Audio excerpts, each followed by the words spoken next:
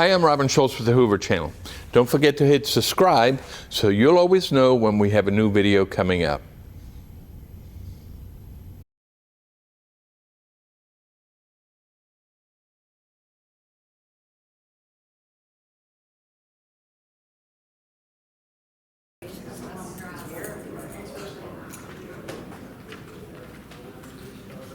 All right, folks, let's get ready to rock. Who you want to say? Any way you want.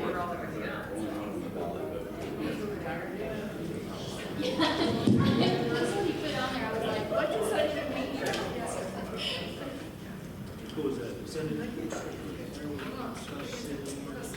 That's here for you.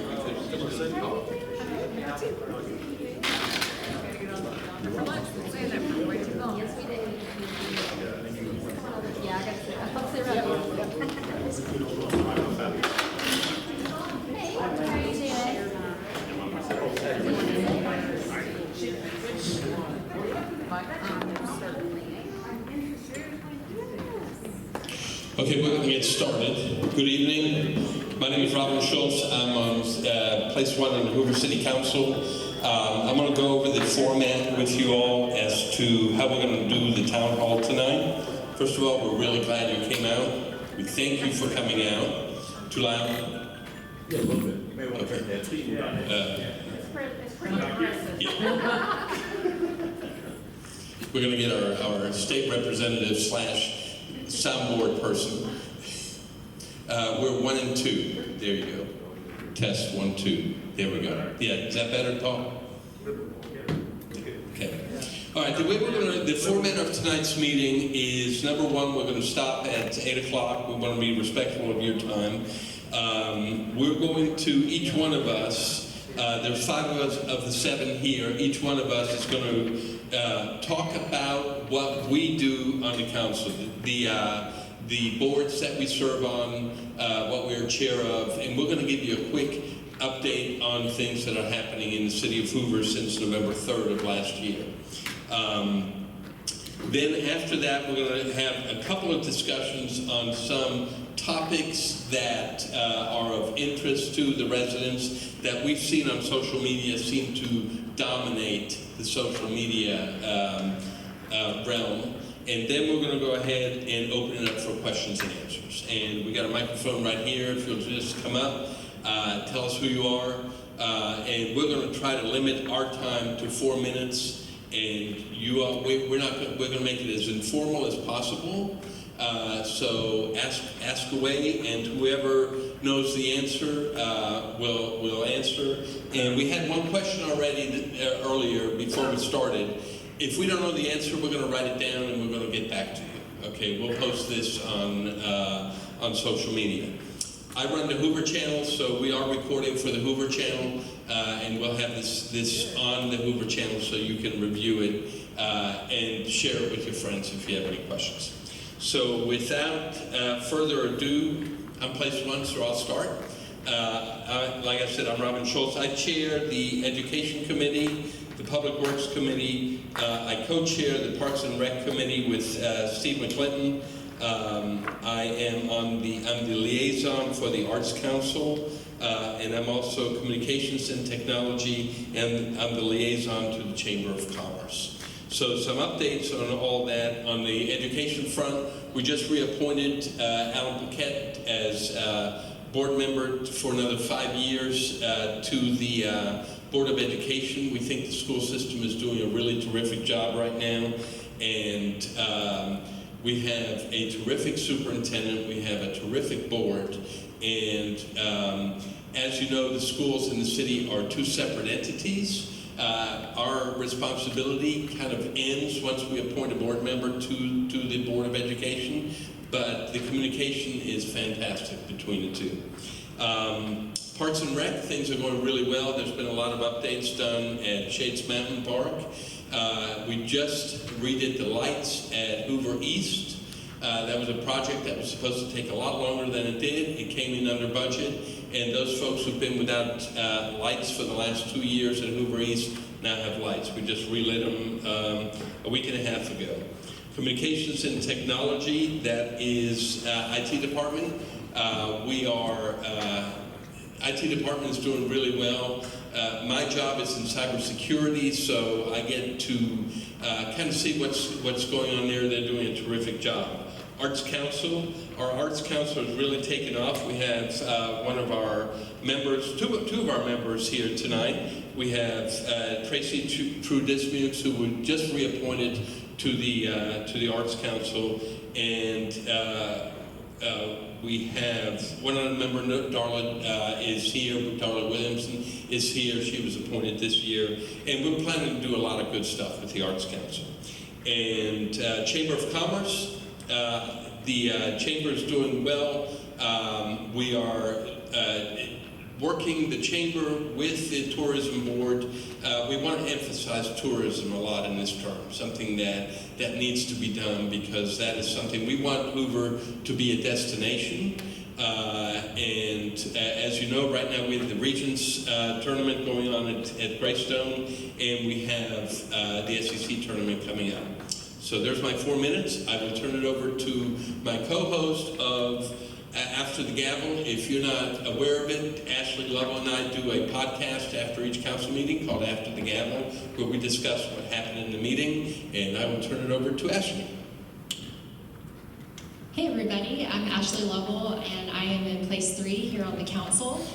So I'm happy to be with you guys this evening. So I'll just do a quick run through, kind of like Robin did, of all the committees that I'm on and a few updates here and there. So first off, I'm on the BZA, which stands for Board of Zoning and Adjustments. So if there's any type of zoning that you have that's outside of the norm, you want to do a project, something like that, it's never a dull day in the BZA world. So I have lots to learn there. Additionally, I am on the Hoover Med Advisory. I do that along with Steve McClinton. He's not here with us this evening, but we talk about things in the future for the Met, ideas. We talk about the RV park and things like that.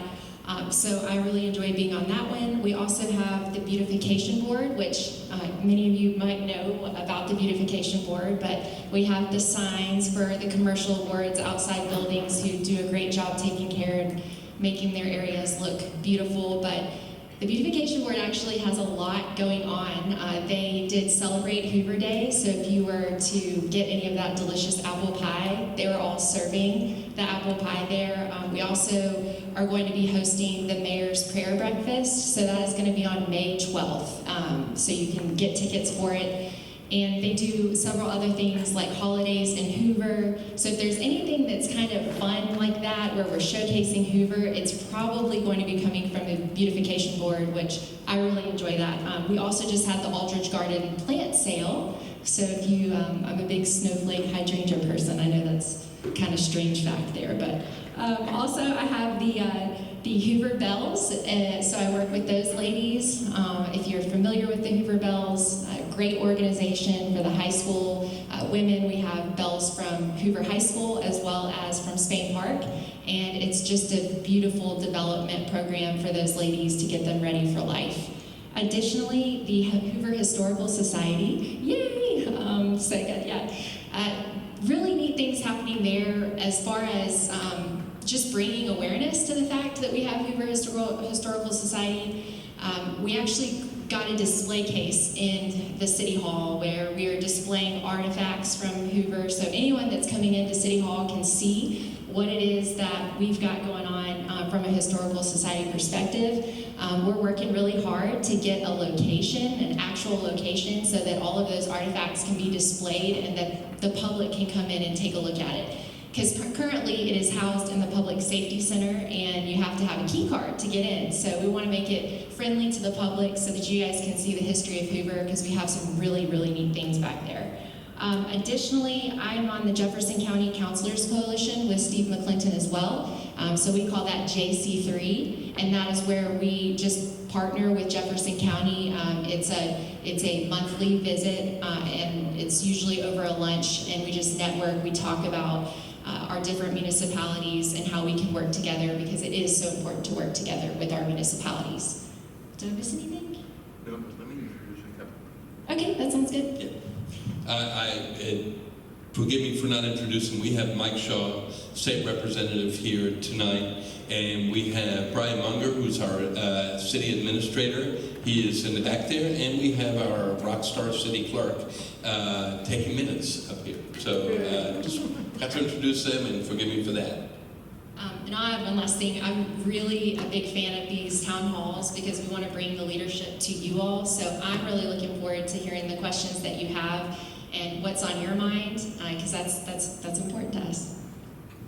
Good afternoon, everyone. I think I kind of started asking questions early before time with a couple of folks. I enjoyed that. Full disclosure, I will have to leave around 7:20. My wife cannot pick up my son due to an emergency with her mom. She got shipped to UAB from Montgomery due to a burning incident. So keep her in prayer. So the committees I chair over are public safety. I co-chair with Gene, more so for me on the police side, and Gene on the fire side. Commerce, economic development, the liaison with the senior center, the transit authority, and also co-chair with Steve McClinton on the courts and judicial portion of it as well too. I know we hear a lot in the paper how good Hoover Police is, but I want to kind of get some understanding of what that entails. When you look at other cities that have a lot of challenges, they miss multiple components of workforce to allow them to be able to be successful. Think about it, if a crime occurs, it's not just I see the person, I catch them, I take them to jail, whatever it may be. You're talking about a lot of detailed hours of investigation. Do you have detectives? Do you have chain of custody? Do you have all the things to interview individuals? A lot of times when we start looking at crimes as well too, is reoccurring individuals committing some of the same crimes in your area.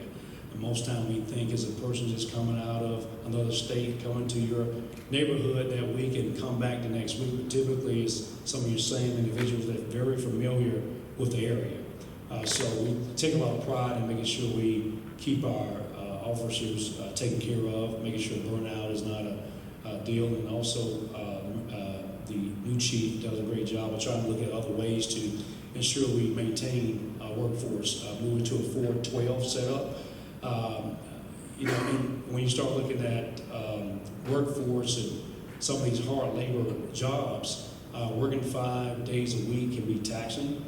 Just like we work out, our body work out. Try to work out 7 days a week and see what happens to you. You're going to injure yourself. So you got to give your body time to heal. So looking for ways to ensure that our police department is taken care of and they're stocked to make sure we're doing the things we need to do.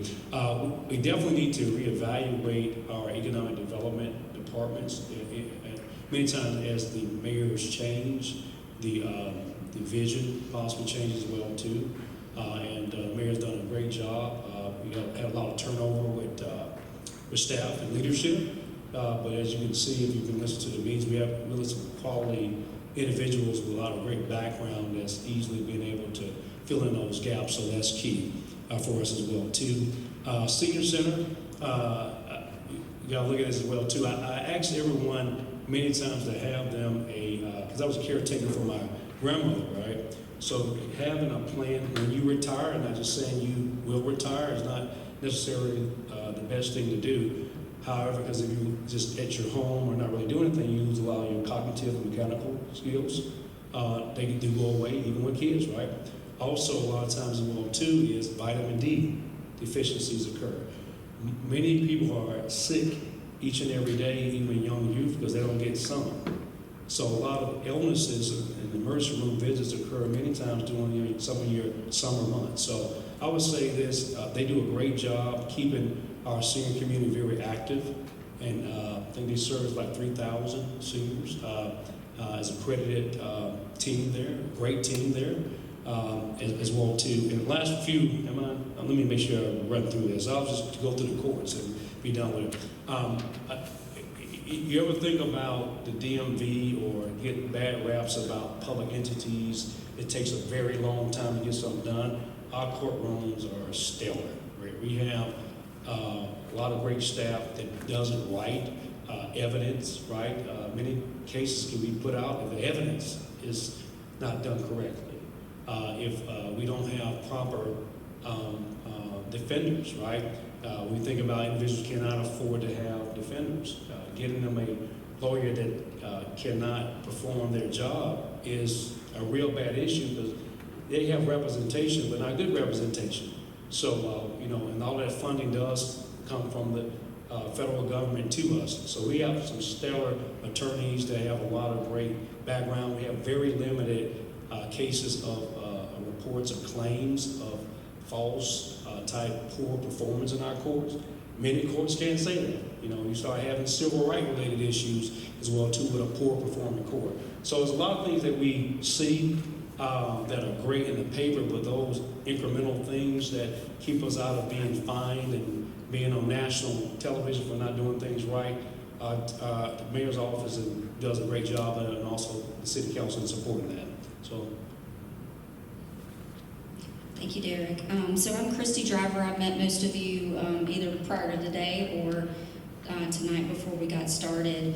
I just wanted to, before I dive into talking about areas of responsibility, just lay the groundwork a little bit for what it means to be a city councilor with certain areas of responsibility. So just to be clear, that does not mean that we run those aspects of the city. Very much the mayor and his administration run these various aspects of the city. But what it does mean is that as a representative, we have the opportunity to weigh in on policy decisions, to do a deeper dive into those areas, and to make sure that those various areas that we engage with have the resources and support that they need. So sometimes we might advocate for them to get additional funding if needed, such as in the case of the courts, for example. So I serve on planning and zoning as a voting member. That means I get an extra series of meetings that I attend, publicly noticed meetings. And it gives me a great preview into what is coming into the city from an economic development standpoint, and also what may be coming to the city council. There are often things that we decide or we make a recommendation about at the planning and zoning level that ultimately have to be decided by the city council, such as in the case of a conditional use. One thing we've been working on there lately that the council will be considering soon is an ordinance regulating hemp stores. So our state legislatures passed some legislation that allowed us to implement regulations of CBD and hemp in locations where those can and cannot be sold, and that will be coming to the council for a decision in the near future. Another area that I serve on is I'm the annexations chair. That one's not really glamorous. It's not something that's extremely active at the moment, but we do occasionally have a hole in the city where maybe the surrounding areas got annexed into Hoover at some point, but there maybe as a residence or a piece of property or two that were not part of that previous annexation. Those owners can come and petition us and ask to be part of the city so that their children can attend the city schools, so that they can receive any city services they're not already receiving, and things along those lines. So that's one type of annexation that we do. Sometimes it's westward expansion of the city, such as when we annex the land where Everly is being built. Another area where I serve is the Healthcare Authority. I'm also a voting member on that board. We recently, at the end of the last year, selected the operator of a surgical center that the city holds a certificate of need for.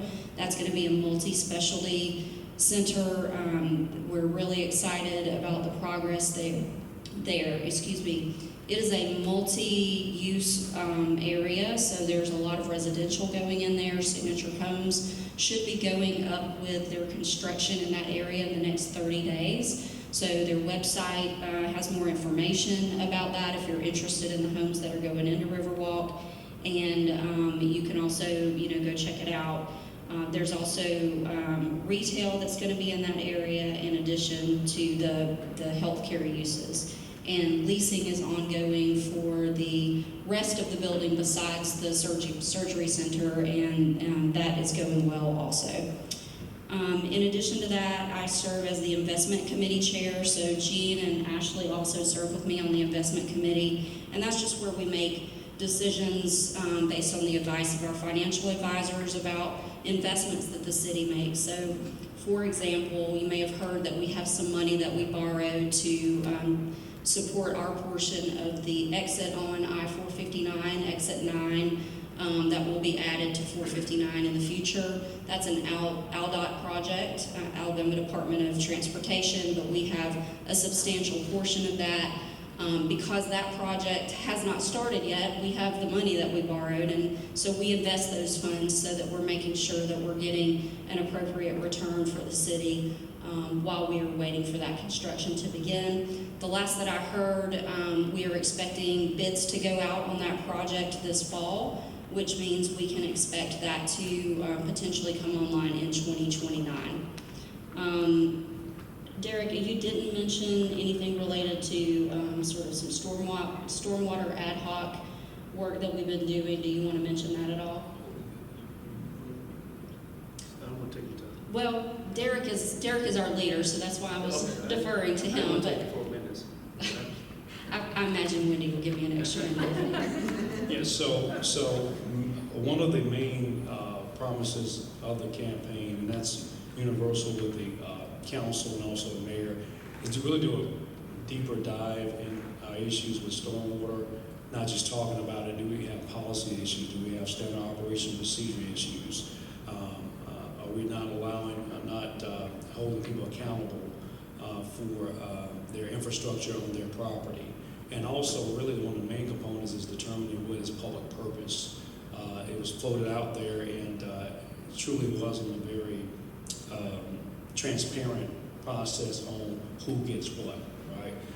So the goal is for us, especially with the mayor, is having his team in place, because your city engineer plays a big part of that. All those individuals play a big part of that, is to have a public meeting. We're going to have an ad hoc committee. It'll be public to talk about all those processes, get feedback from the public. The purpose of it is not to be a long-lasting ad hoc committee, but one that, from a principle base, we develop our processes, we make them public, and we get feedback associated as well with it. So I don't want to give a so-called date for that. It will be this year, but we're waiting on our internal executive mayor's team to make sure we have all the information so we have a productive first meeting and not waste time. Thank you very much. Last but not least, this group of folks, along with our other colleagues, elected me to be their president pro-tem, which is a real honor. That's a daily job supporting our council president in his leadership of this team, making sure that we are working as a team and towards the unified goal of making the city better. It involves a lot of administrative work too, just organizing our meetings and making sure that our agenda items are well understood and are placed in the appropriate time and manner. But it's a real privilege to get to do it, and I love serving with these folks. Thank you. Hello, I'm Gene Smith. I'm in place 2. There are 2 very important roles that the council plays each and every year. One is Robin's committee, where we appoint someone to the school board every year. The second is the city budgets. We have 2 budgets. One, an operational budget, and then second is the capital budget. Operation takes care of the daily operating needs. It's the largest portion of the city budgets. The capital budget deals with building construction. It could deal with interstate, the exit 9 construction. It's very likely that we may have to put some additional funds into that project due to the fact that it's been so many years since the money was borrowed, and the city is responsible for anything over the 50% that the state was obligated to at the time of the agreement. Other things would be police cars, fire trucks, public works vehicles, equipment, things like that. I do chair the finance committee. It's really a committee of the whole. We all participate in that. I am very proud that our president chose me to be able to fill that role. Next, I am the liaison for building inspections and the code appeals section. That deals with building inspections that occur on a daily basis. Now, we don't get involved with those inspections. We deal with the legislative side.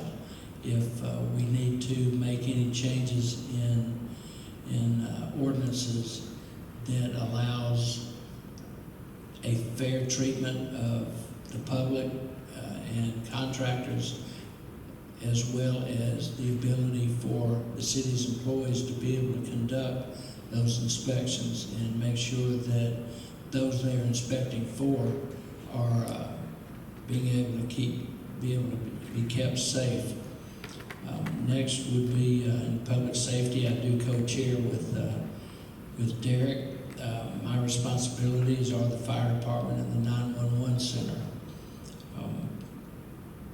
To me, those are two very important positions. My first job with the city, I was a part-time dispatcher back in 1970, late 75, early 76. It's been a few weeks ago. As Khristi mentioned, I do serve on the investment committee and I do serve on the veterans committee.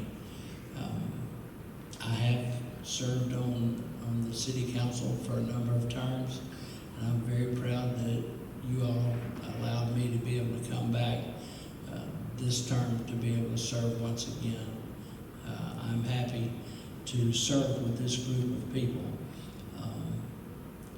I'm very proud to be able to see what they are accomplishing, especially Ashley. I sit next to her, and she is just a sponge.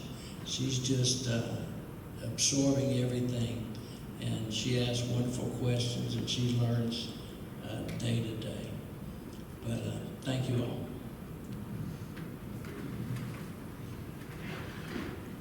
We're going to, based on what we see on social media, one of the top things that we see a lot is trash pickup issues.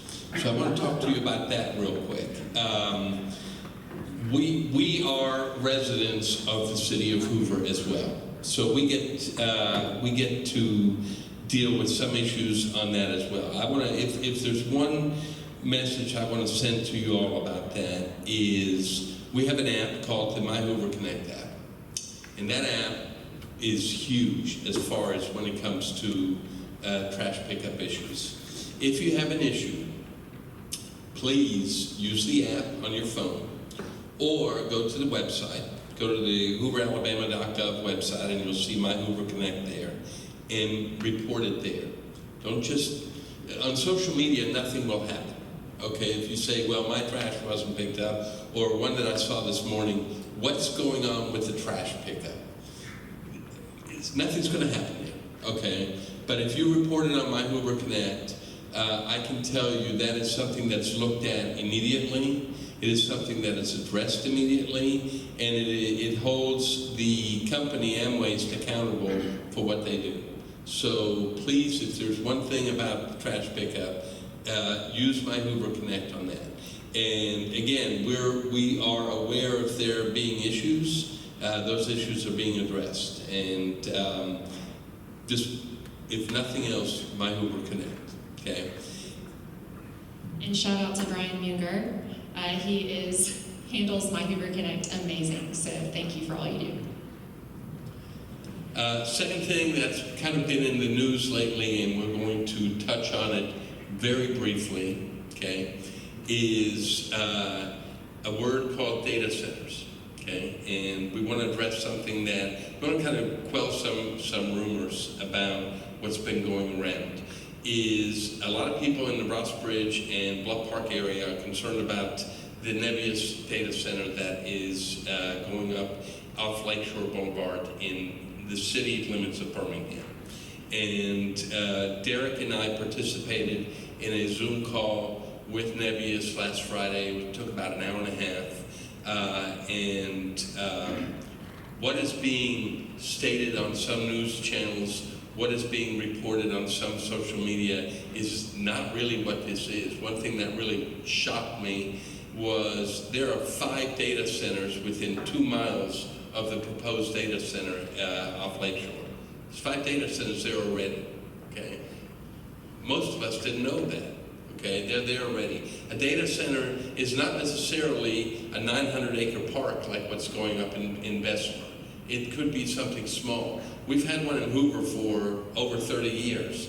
If any of you are familiar with Data Drive off of Lorna Road, there's a data center right there, and has been for many, many years.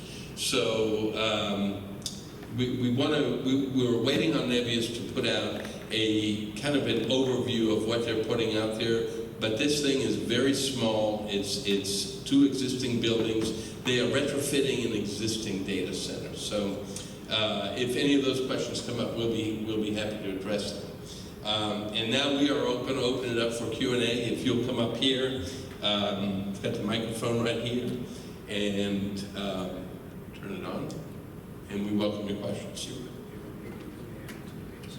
So you may get questions about the data center. Look historically from a timeline standpoint, anything that is new creates questions. I call the data center, they are the new utilities. Back in the day, you had telephone and you had fiber optic, so the advancement of that. The location that the one is on Lakeshore is was already the region's main data center. So it was one there prior. Some of the questions that come about regarding data centers, a couple of things. They need fluid, they need water, they need to keep things cool. That particular one has a recirculating type fee. So once they fill up, very limited of needing water continuously. Now, how does that impact residents that have questions? Well, how will that impact my pressure? How will that impact the city's fire flows, right? Those things come about if they're using a certain amount of volume.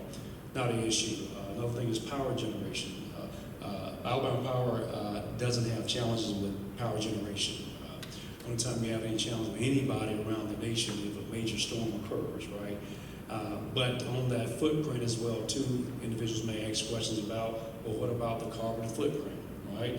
If you have backup power, generally they're diesel, and they create carbon-related issues. That's not going to be a piece of it here, right? It won't be diesel, so the carbon emissions will be extremely low. And the last thing, too, is the civil footprint. Anytime you're knocking down dirt and trees, how is that going to impact the riverways that we get our water from, and turbidity and things that go into water, in fact, endangered species? And I'm bringing this up because these are questions that residents ask. So when you're talking to individuals, yes, it is by the Cahaba, to be real clear. I'm understanding they are having a strong conversation with Cahaba River Society. The Cahaba starts in Trussville and goes all the way to the Alabama River in Camden, Alabama, right? So it's a very high quality river. But very little site civil will be performed there because they're not knocking down as much because it's already a building they're going to be doing a lot of retro into, right? So those are the things that happen. Now, again, that is in Birmingham, I want to say that. So many people have asked us, well, can't we do anything about moratoriums? Well, we're not a part of that. But I think the question comes about, and I'll land right here, is that I think it possibly is some more property on the backside they can develop one day down the road. So they're asking what cities are going to do with those advancements. And as anything else, like grocery stores and other things you have, you want to make sure your city is ready for it. You have a whole population of one thing in one location. So come on down and ask questions. Do I need to go? If you don't mind. I'm allowed to go, so do I need it in terms of the video? I'll take it. I'll play the Phil I down can there. do that for you. So let me pull up my notes in terms of the data centers. I did attend the Birmingham City Council meeting about the data centers and knew that y'all were going to be meeting with Nebius about the data centers. My concern is that you talked to the corporation. Have you had any discussions with the experts about the environment, such as Charles Miller from the Alabama River Alliance or the Southern Environmental Law Center, in terms of data centers. My background is environmental science. I have concerns. I'm glad you spoke about the diesel generators because Spring Valley School is located near there. United Cerebral Palsy is located near there. But the city, Birmingham City has an ordinance in place that they're looking at. And I would ask that Hoover develop an ordinance or start to explore an ordinance related to data centers because AI is here. And I think Hoover needs to be proactive instead of waiting because we saw what happened in Birmingham, we saw what happened in McCalla. McCalla also had the issue with the delivery, the transport in terms of the trucks and what comes off the trains. I can't remember that transfer station thing. So there's a lot of environmental threats, and I want to keep Hoover environmentally friendly. So I would ask that the city council be proactive about this and not wait. Okay. So I'll say this. Can you hear me? Yeah. So we asked multiple those questions. So from a carbon footprint standpoint, because that's what every hospital, university, they're trying to be carbon neutral. So no diesel, they're utilizing natural gas only when even needed, if it goes out. So they're thinking about very limited use, doing testing, and also other parameters. Now the mayor's team, hence why we even had the meeting, is working to evaluate all those things as well now. What does that look like for Hoover down the road? So that's a good question. There was some questions asked about the buffer from a sound barrier standpoint, and they answered those questions as well too. And as we know too, unless you right by homes, once you have a lot of tree cover and canopy of the trees, it acts as a filter for sound barriers from that standpoint. But the biggest thing that I actually personally I spend a lot of time on is if that ground, how much of the acres will be disturbed. All right, we disturb acres and it rains. That soil goes and leads to certain other areas. So I asked those questions as well too. But you talk to the corporation. Right. You talk to the corporation. I want you to talk to outsiders about what's going on about data centers. Because if I'm a corporation, I'm going to sell you what my corporation needs. Right. Okay? So again, I'll say one more time. The mayor's staff, that's what they're doing. They're looking into all those things as it impacts Hoover. We wanted, the purpose of that meeting to find out it was multiple agencies on that call as well too, not just the data center. And we wanted to find out about that particular one because our residents were asking certain questions about that. So it was informational for us on that, not the end result for the City of Hoover. I do wanted to add to your question about what is the city doing proactively with data centers. So we are looking to directly amend the zoning ordinances right now for technical and for office use. Right now it's kind of open to those types of facilities, and if we change it to a conditional use, it would mean that those types of things would come before the Planning and Zoning Board, and it would also then become before the City Council. So I know we've been working with the Mayor's office to directly amend those like right now, so that we can make sure that any type of facility like that is clearly reviewed, held to the highest standards, and making sure that the residents of Hoover are protected.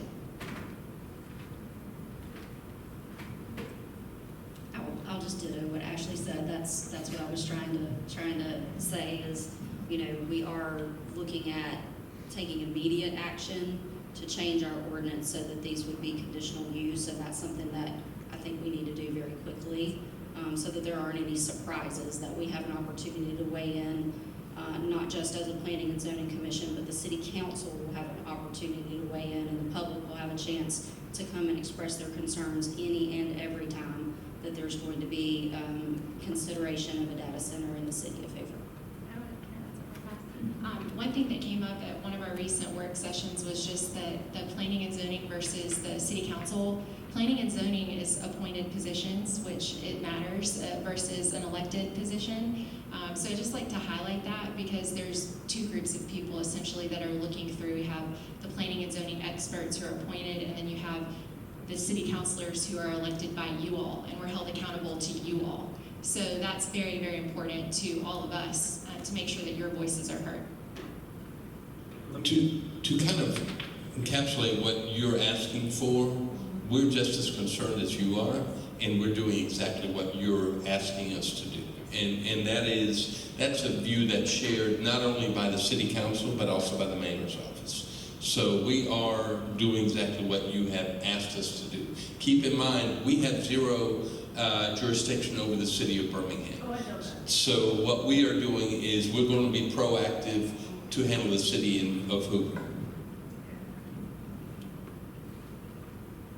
Other questions? Oh, come on. Yes, ma'am. Let me bring this over to you.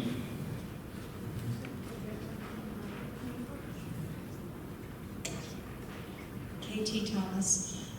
I have one really quick question and one that might be really quick. What is the current status of occupancy of the Riverwalk building? Do we know? I mean, who? Give me a mic or answer. Okay, I didn't see that. So I don't know that there have been any changes to that occupancy status since the last update. So the next step after selecting the operator for the surgery center is that the surgery center operator is building out their design, choosing what design that floor will be. So that will be a little bit of a longer process before they begin to occupy Riverwalk. And when I said leasing is going well, what's been reported to me is that there are other leases that are in the process of being negotiated to continue to occupy other portions of that building. So progress is being made, but nobody's moved into that building other than City of Hoover and the Aldor that are located there. Can you give us an update on the status of the forensic audit? Is that a dead issue or an ongoing issue? That is an ongoing issue. At this point in time, it's brought up as early as today. I spoke about it. It is not something it's something that the majority of us ran on in the campaign as well as the mayor. And so we have been in contact with the Board of Examiners. Currently, there is the normal audit going through, and hopefully that will be done hopefully by the end of next month. And then once that is done, then we're going to go back to the Board of Examiners and ask for them to do the forensic audit. It is not a dead issue. It is something that a lot of us are being very, what's the word I'm looking for? We're kind of being very consistent about it, okay? It is something that we're not going to just make go away, because to us, it's just as important as it is to you. Other questions? Hey, Robin, I do want to just add on to that just a little bit. So it is my understanding that some early conversations with that department indicate that there's not anything within their statutory authority to come and investigate in the City of Hoover. So I just want to be clear in setting expectations that while there are members of the city administration, the city council who would like to see an audit occur, that does not mean that we will necessarily meet the criteria for that. So I don't want to set people up for disappointment if that is the ultimate outcome. And that's fair. But I was asked the other day if I would go down to Montgomery to meet with them, and I said, absolutely. So I will be taking a ride down there at some point once this particular audit is done, and meet with them face to face. And hey, we'd like to see it done. But like Khristi said, if there is nothing there that they have only so much authority that they can do. And so that is the one part where we're going to, like I said, we're going to keep trying. Okay. In addition, should the department choose not to conduct the audit, there's always the opportunity for the council to vote to hire and fund a forensic audit ourselves if we were to choose to do so. Okay, I have a question for Khristi. Okay, so the surgical center is going into Riverwalk. That's correct. Okay, what is going over in the new part of Trace Crossings? That is a different surgery center that the city is not affiliated with. Okay, so we'll have two. That's correct. Okay. And they had to go to the state board and get a certificate of need for theirs as well. So the state board, who is responsible for determining whether there is a need for that many surgery centers within a certain area, determined that those were both needed. They are in two different counties. Okay. The other question I have, so some exciting news I recently read. The piece of property that is over by Tip Top that we're hoping Forever Wild will purchase. What can we as Hoover do, or we as citizens do to help do that? Because I know the city approved whatever little piece they needed to approve, but is there more that we can do to help make sure that is protected? Any recommendations on what we should do? So I'll start by saying what the council has already done. So we did pass a resolution expressing our interest in seeing that happen and our support for it, and pledge that we would cooperate with the other city governments and county governments that are involved in order to make that happen in the future should Forever Wild choose to purchase that property and preserve it as a park for the benefit of everyone. I don't have any information on any other steps that we can be taking right now. I understand that's being resubmitted to Forever Wild for their consideration. They'll make their decision. After that, if they were to choose to do it, there would be an opportunity for the local city governments and county government to figure out how we're going to work together to make that happen, because there would be some investments, I'm sure, that would be expected of us to make it happen. To answer your question, Friends of Shades Mountain is spearheading that. So supporting them is really going to be the biggest thing that the residents can do, is support Friends of Shades Mountain, and then from there they can, the next steps. But as Khristi said, we passed a resolution supporting their plan, and see where it goes. It's been going on for many, many, many years. And Friends of Shades Mountain has done a really, really great job of staying on top of it.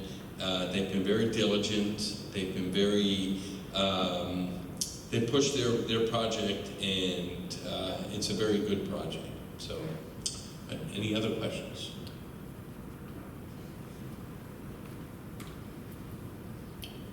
Thanks, Derrick Williamson.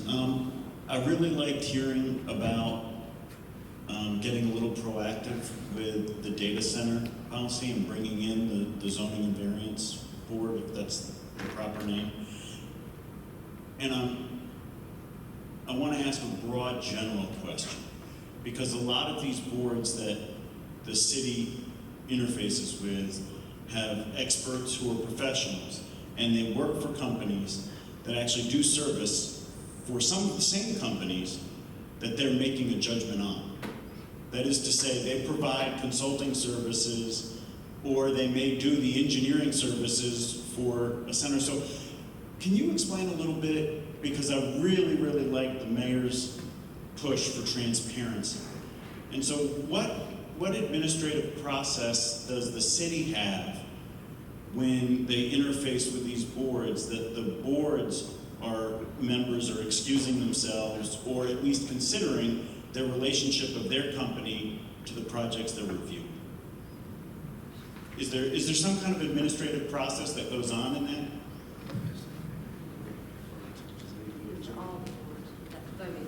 Yeah, so great question.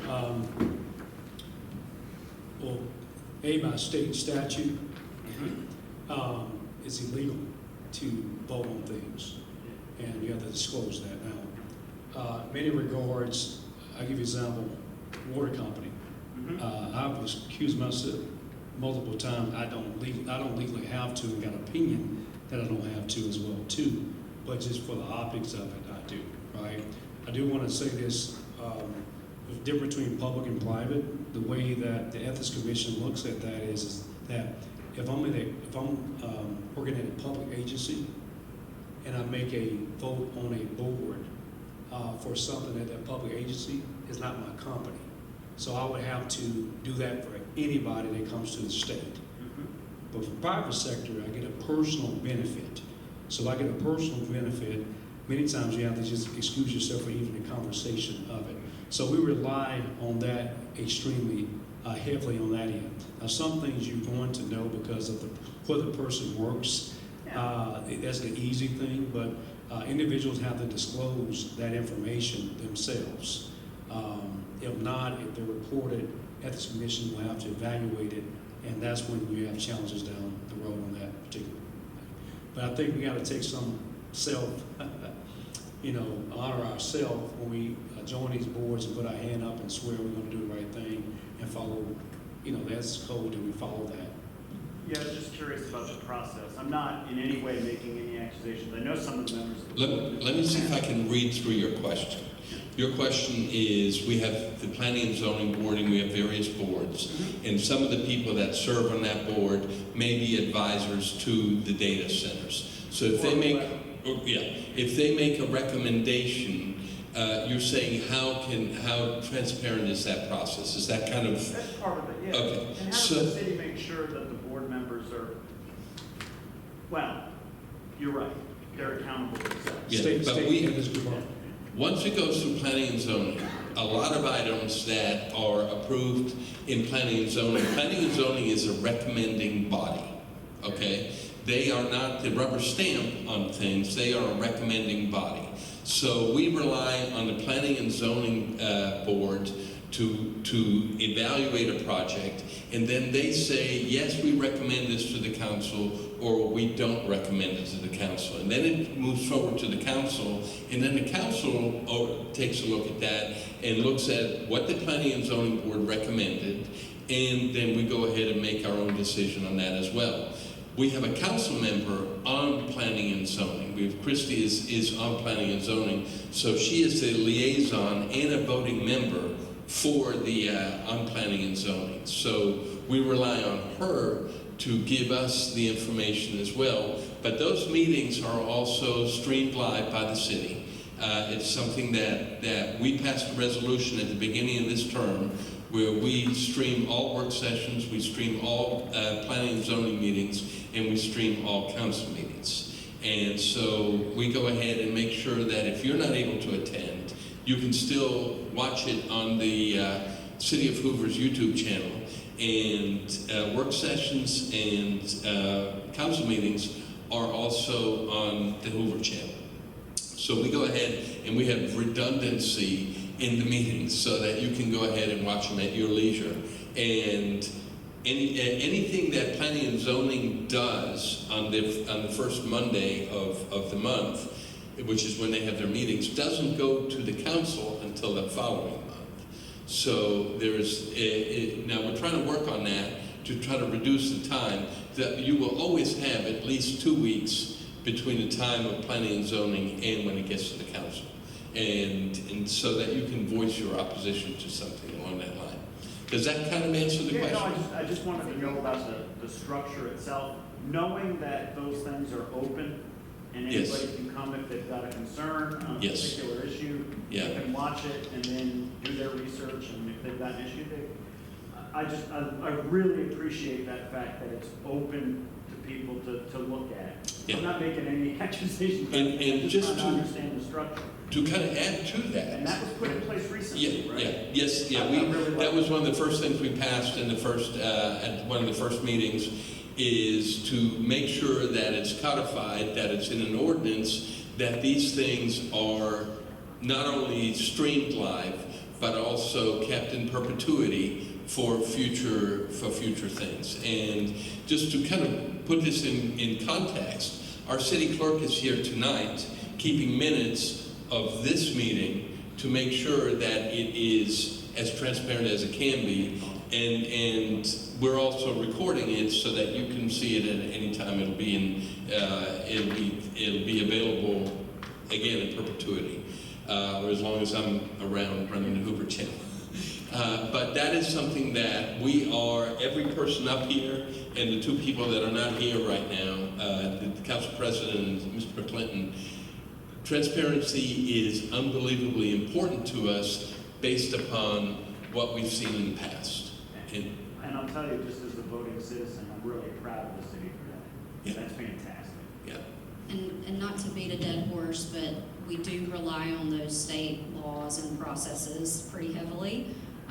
But I will say, as the person, I've been sitting on this Planning and Zoning Commission both in the last term and this term, and our predecessor, Mike Shaw, also served part of last term and previous term on the Planning and Zoning Commission. And I can think of several examples where members of that board have recused themselves from voting on items. So we do get training on our responsibilities for that, and so that's another way in which the city does help manage, making sure we're aware of our ethical responsibilities. That's fantastic. I apologize, I have to leave, but I want to make this one statement, and I got to commend Councilman Steve McClinton.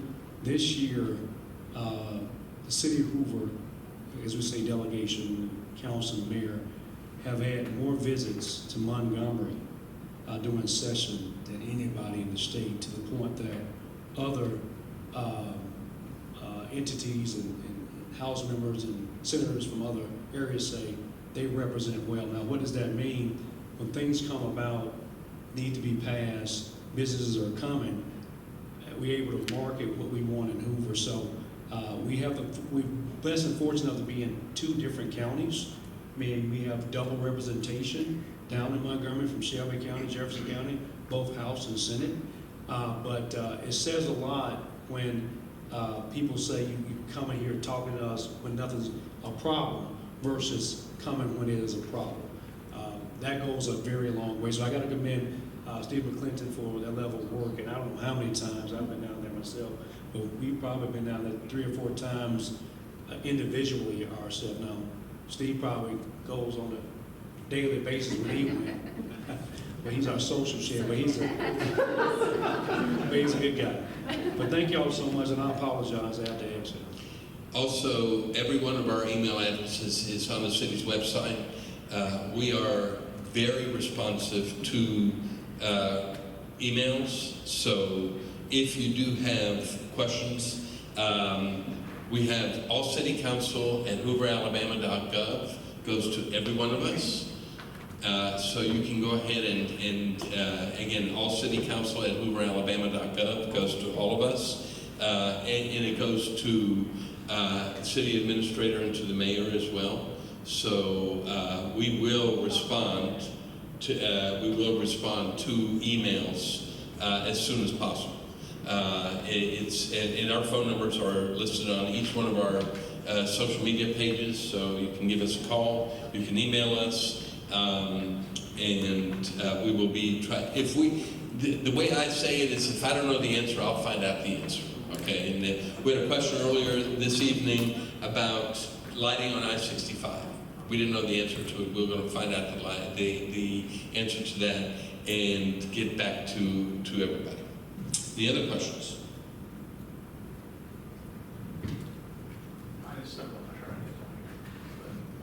So I'm just curious from the council members, what is a data center? What is the definition of a data center? Robin's the right person to answer that. A data center is a term that is kind of, what is a car? Okay, a car is a method of transportation that gets you from point A to point B. But you can buy a Chevy Chevette or you can buy a Ferrari. Each one of them gets you from point A to point B, but it's how they get you there. And so or in a airplane term, and this is kind of what was going through my mind when I was listening to the Zoom call, is we have a Piper Cub airplane and a 747. Each one of them flies, but they get there in different ways. So a data center is too broad of a term in this particular case, because in our mind, if we don't know what a data center is or what has been shown in the media is these monster facilities that have millions of computers in them and use up a tremendous amount of energy and tremendous amount of water, or what the Nebius Center is, which is a self-enclosed facility, which is fairly small, but both of them are data centers. The AT&T data center on Data Drive is a data center. So it is a generic term to describe a facility that does some sort of data processing. To the degree each one of them varies. Does that answer the question? I'm just curious what everybody's opinion was on it. I know what they are. I've been working on it for 35 years. I've worked in the AT&T data center. I know. Was that close? I mean, it really, I think when you're talking about regulation, the question is, when it comes to data centers, it's footprint and energy consumption. Those are the two things that matter, because the derivatives of that are what's the impact on the environment and on those that live around it, and then energy is, of course, a much bigger thing. But those are the questions you should be asking. There's data centers all over Hoover already. Right. They're all over Birmingham. Like in your office. Maybe my house is a data center in some definition, but Well, my point is that, you know, you're not going to try and regulate, I hope, you know, a closet or a couple of closets full of servers. But at some point, you know, Project Marvel over there, that's, you know, among the biggest, if not the biggest in the country that's going to be built. Like, that's a whole different scale. That's not the Piper Cub versus 747. That's Piper Cub versus a fleet of aircraft carriers. And so that's the difference that, you know, somewhere in between there is what, you know, you ought to be paying attention to. And it's mostly about, you know, what kind of pollution are we talking about? You know, what kind of impact is that going to have on the people that live around it? You know, and is it going to change people's lives? Those are the things that matter. Some of those are kind of hard to deal with because if it's not being built in Hoover, but it's being built in the county right next to Hoover, I don't know how Hoover deals with that. But I'm going to pick up your sentence, so I want you to speak to that. I do want to add to that because I've been doing some research on data centers as well. I think a lot of us probably have, and I would say not all data centers are created equally. So you try to put one label on several different things, but I think what is most incumbent upon leadership is to hold the data centers accountable for what they put in use. So for instance, fans, you know, the decibels and how loud they can be. Each municipality really needs to look into what are the components that are going into these data centers to ensure that the best choice is made on behalf of the people around, not necessarily how much revenue it's going to bring in. And so that's something that's really important, at least what I've been researching is what are those things that you can hold data centers accountable to in order to then make sure that it's the best possible win for the people. I'm going to give you the city's official definition of it. It's just handed to you. Okay?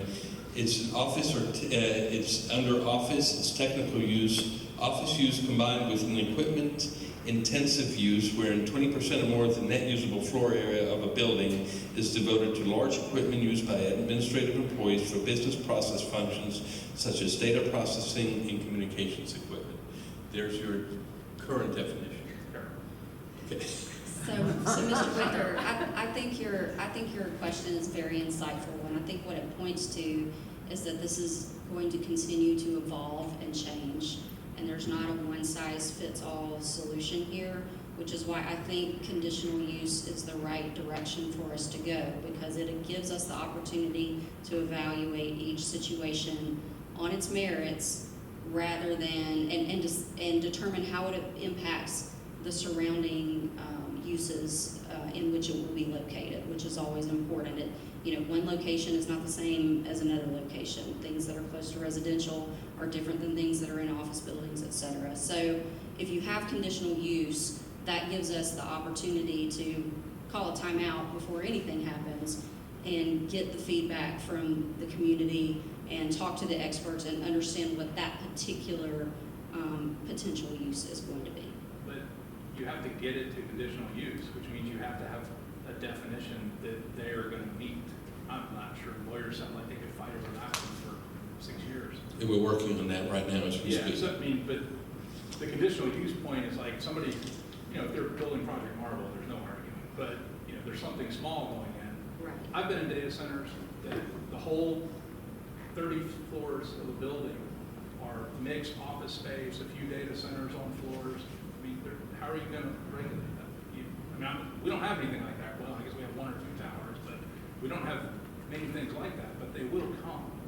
And, I think if you start with those basic things like what's the footprint, what's the energy density, those kind of things, they really lead you into the areas of concern. The footprint is really a problem we already have with anything being developed. It's like, how much land are you disturbing? What's your plan for dealing with that?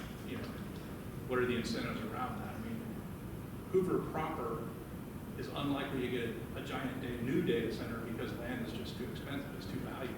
But we sure have a lot of Jefferson County land that's all mixed within Hoover that could be sold to a data center operation, and Hoover has no control over the development of a data center in that land, as I understand it. You can go to Jefferson County and try and get them to, I guess, not approve it or something like that. But those are probably the concerns. You have a neighborhood, and then right next door there's a bunch of vacant land, and they're going to, that's what happened to these folks in Vassar.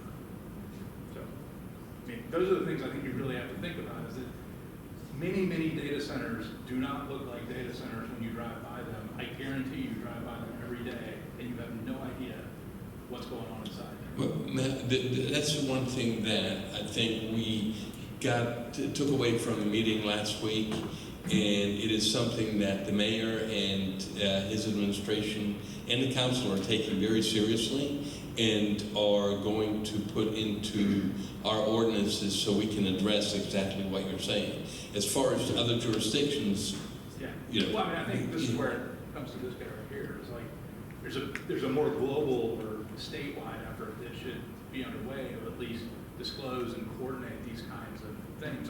I'm kind of not for or against, you can probably tell, data centers. I just think that they need to be put in the right place. I mean, they're one of these things that they don't really have to be in a place where people are. For the most part, nobody's going there anymore. It used to be you worked in a data center. Nobody does that anymore. I mean, nobody even knows where the machines they're working on are these days. So I can tell you they are, the mayor, the administration, the council is looking at it in a very serious way and going to address it as soon as possible. It's something that we don't want to be caught by surprise with it. Any other questions?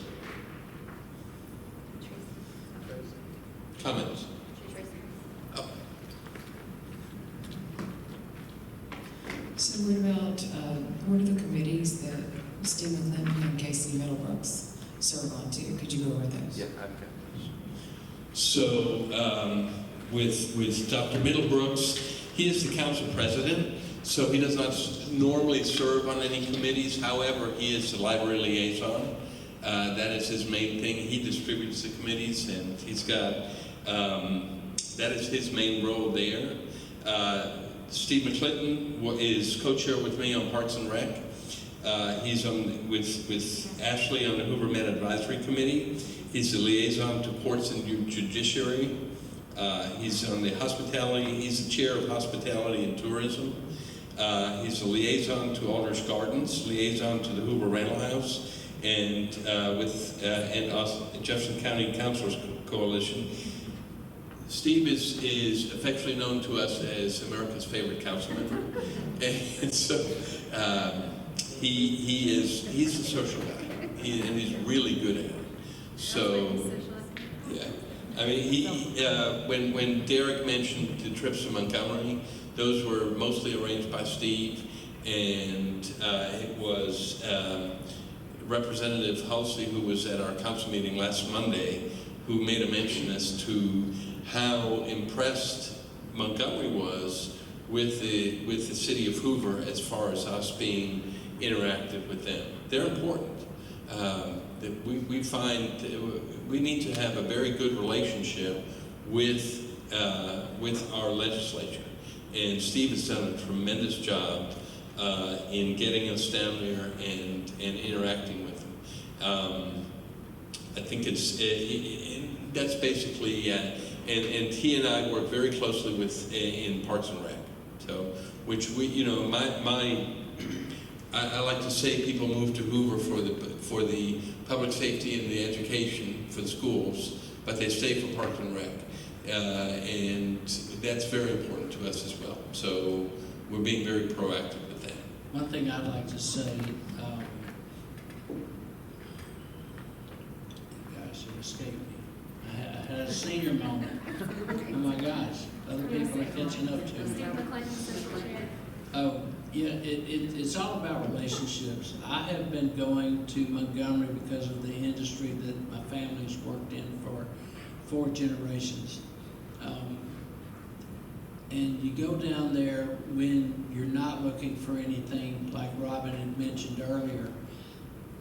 You want to go down there and make those relationships when you're not looking for them to do anything for the City of Hoover. So when the need comes along, those relationships are established. So if you have a local legislation that you want to have passed, one thing that I worked on when I was not a member of the council was the ability for Class 8 municipalities, of which Hoover is one, was for the council to be able to vote whether they wanted to have 5 or 7 members. And I was able to get that passed and signed by the governor, myself and a few others. And it's because of having relationships that you can accomplish things like that. I think that was very instrumental in growing the council to 7 members, because then when the ethics, new ethics laws were passed, and if you have 5 members and you have 2-person committees, or 3-person committees, anytime you had 2 people together talking about an issue, then you're supposed to publish that they're going to have a conversation. And where now we can, with 5-person committees or 7-person committees, you can have 3 people have a conversation, or 2 people have a conversation and not be breaking any laws. And that's just passing some thoughts that we can bring into the public forum. And I think that brings a lot of goodwill and shows that we are working amongst ourselves.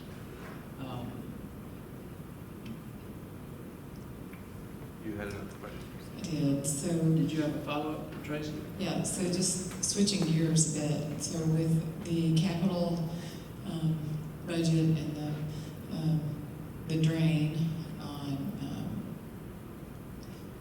future projects, I should say, with the sewer projects and with Exit 9 and that expense and the bit of an unknown, not knowing how much more we're going to have to come up with as a city, where in line are other potential projects? I feel like all that infrastructure is putting other things off to the side. I know Ardita would have asked about it. Well, pickleball courts. How about pickleball courts? Oh, that's not what I expected. I know. Well, I'm so that comes under Park and Rec, and of course Robin would he and Steve would be working on that closely, but that is a capital need.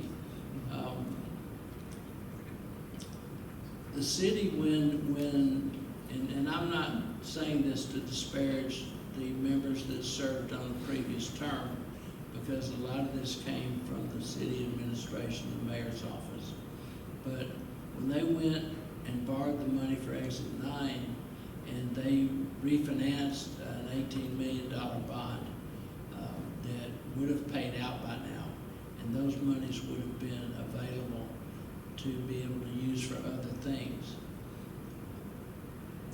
That was something that I was looking forward to seeing when I was president my last term. But the city right now, I don't think we could go to the bond market and be successful on rates. Could we borrow the money? Yes, I think we could, but I think that the rates that we would get would be excessive, because people would look at the city and see that the risk is higher because our debt service is so high. So that's something that we need to work on, but that does put off certain projects. and that will put off some projects. But we're working through that, and we did very well this this budget year. We passed the operational budget because we needed to get that done before the end of the year, and then we worked on the capital budget along with the mayor's office and Brian and others, and I think that we did very well considering the money that we had available. You know, we made Lincoln scream when we were pinching those pennies. So the money that was set aside for a Performing Arts Center in that bond, correct, $17 million. what happens to that money? Has that been already put to another use, or what happens to that? Does that sit money there is still waiting? sitting there. That money's still sitting there. Because I think there was a timeline that they had to do something with the borrowed funds.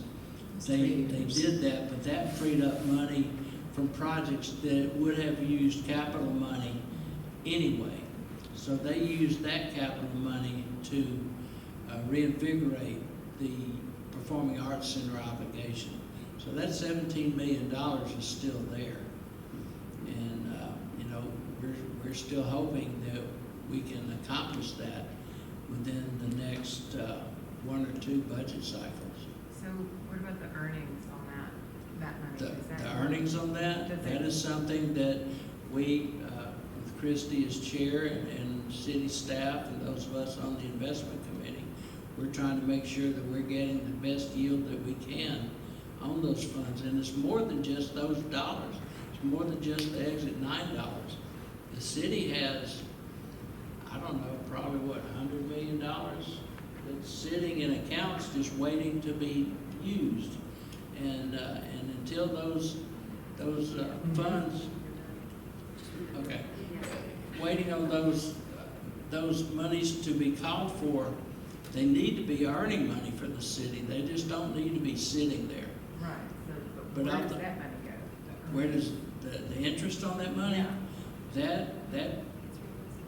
That's reinvested, and it goes back towards projects. It could be capital. It could be it could be operating. It just depends on the needs for that next budget year. Yeah, so I think what you're asking, Tracy, is do those dollars go into the pot specifically for the Performing Arts Center? And the answer to that is no. They go into more of a general pot, and then we decide based on capital priorities where those dollars will go. But just to be clear, the money that we have invested is allocated to projects. It is not money that's just sitting there that nobody's doing anything with. It is invested until the time that it is needed to be able to be used for those capital projects. But it is all already promised and allocated to various projects. So we're looking probably, when you say And a lot of two budget those, cycles, a lot of those are roadway projects that could take 10 to 20 years, like the Valleydale widening project. That's been on the books since the early 2000s. I'm sorry, I interrupted you for your next statement. Tracy, what was You were that? just mentioning it'd be a couple more budget cycles before that could be.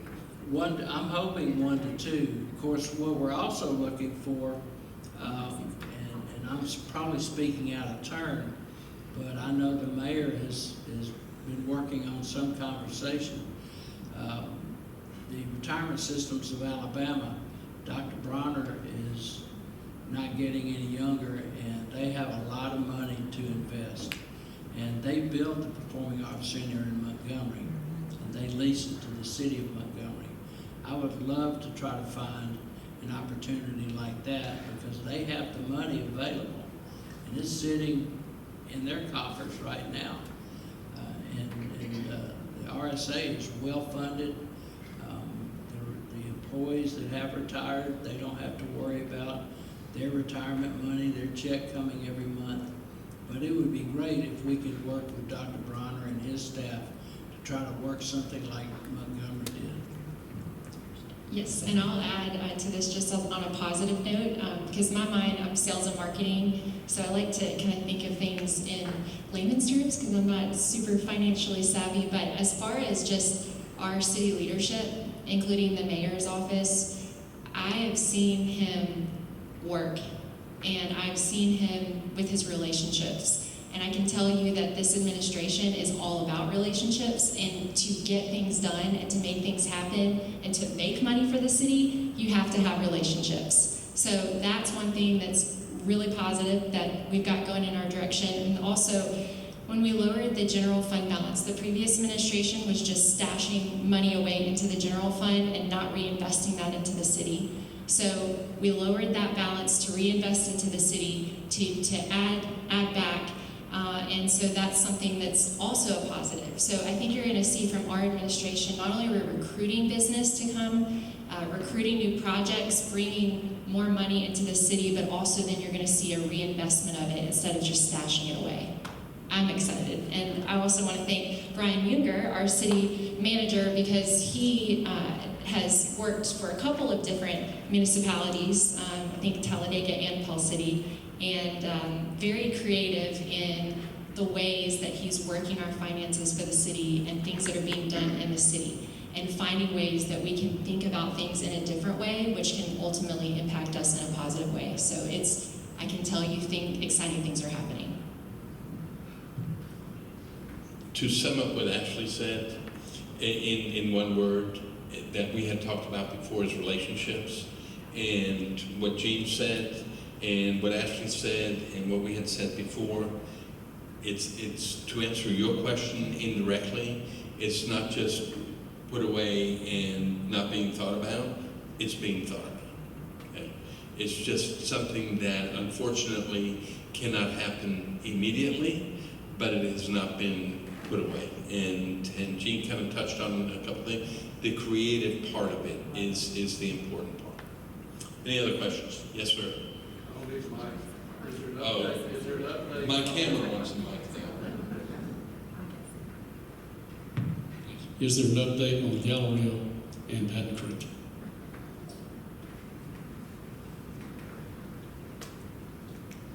It's kind of like the other one. It is, there's stuff happening, but there's nothing that can be updated right now. Is that a fair statement? One thing I would like to say is the mayor, Brian, the city attorney, Mr. Wilson, that still owns the office tower, and our economic director, they went up on Mr. Wilson's plane and flew to Chicago to meet with the owners of the Galleria. They said that no one has ever come to them to talk about what their cities wanted to see happen with properties that they own. Never. Mayor Durzis is being very aggressive in what he's trying to do. Patton Creek, unfortunately, they don't seem to be as receptive to his conversations, but they don't know what capabilities he can bring to the table, I don't believe. I think that they will learn soon that there's more opportunities there than they're just not answering the phone. But I think that the Galleria will have some opportunities coming certainly before the end of this year. Just to speak to kind of the relationship building, I'm thankful for our legislative delegation, but we recently received funds for the SEC baseball tournament. Previous funds totaled at around $75,000 given for the tournament, and this year it's now $275, correct? Correct me if I'm wrong, $275? Yeah, $275,000. So that little tiny example right there is not tiny, but it's an example of how if you're not asking, if you're not building the relationships, it's not happening. But it's happening now.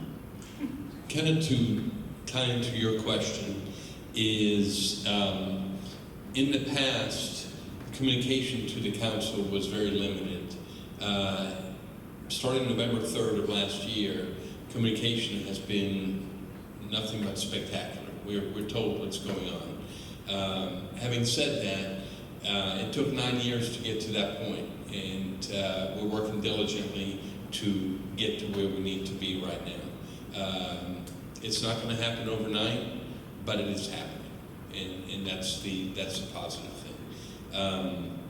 I've followed the City of Hoover in detail since 2006. In 2006, we started blockparkal.org, and we're very active with the city. And I can tell you the relationship between the mayor's office, city council, and all the departments is very refreshing. And there's one thing that the mayor did on November the 4th, which was the day after we were sworn in. We had a luncheon at the Finley Center for all the city employees. And the policy before that was the council was not permitted to speak to any department head without, or any employee without the administration, the city administrator being present in the room. On November the 4th of 2025, the mayor signed an administrative order that said that we can talk to any employee by phone, in person, by email, any way we want, without anybody looking over our shoulder with us doing that. That right there is transparency to the best ability. The mayor is, he means it when he says a commitment to excellence, he means a commitment to excellence. And that's something that we are using that term as well. When we see something that is not the way that it should be, we bring it up, and that's what we expect. And that's what you all should expect out of us as well. And we're here to make sure that we deliver that. All right, we're 5 minutes out. Any other questions? Well, we want to thank all of you for attending. Closing? Yes, I just want to add, I was thinking about on the way here, the last time that I was here with myself, but then all of these individuals, was at the forum, the mayor's forum. And for me, that was a really challenging experience because I've never run for politics and I didn't know how to prepare and all of that. But I was just thinking how if I could just get the opportunity to share with the people and then have the privilege to be elected. And it's really cool to be on this side of it now and representing you all. And I fully expect, I want you guys to hold us all accountable. We want what's best for the city. I'm just thankful to be on the city council. So thank you all for the support. And just thank you for taking time out of a busy work week to come and spend time with us this evening. You could be many other places, especially your home, enjoying a quiet evening. So thank you for coming to talk with us tonight. And I appreciate the information and challenges that you all shared here tonight. It gives us a lot to think about, and we always want to hear your feedback and to grow and learn from you. So thank you. And I want to give a plus for Robin and Ashley, one for putting this together tonight, but secondly for their videos that they do after each council meeting that they've termed After the Gavel. It's a pretty good term, and they do very well with it, and they basically go over everything that happened at council meeting that night. They film it right after the council meeting, so it's still fresh. And I want to congratulate them on the efforts that they've put into that. Yeah, we want to keep you informed. It's on YouTube. Our YouTube channel is called After the Gavel, where we tell you not only what happened, but why it happened. And also on the Hoover channel, we link to that as well. Again, thank you very much for coming tonight. Our commitment, Ashley and my commitment, was to have these at least 2 to 3 times a year. We want to have them on both sides of town. The next one will be on the other side of town. We invite all the other council members to attend, and we want to keep you informed. And as always, if you have any questions for us, email us, call us, We're always there to answer the questions and come out to some council meetings. They can be very addictive. Am I right? I guess. Thank you very much for coming. Thank y'all. Thank y'all.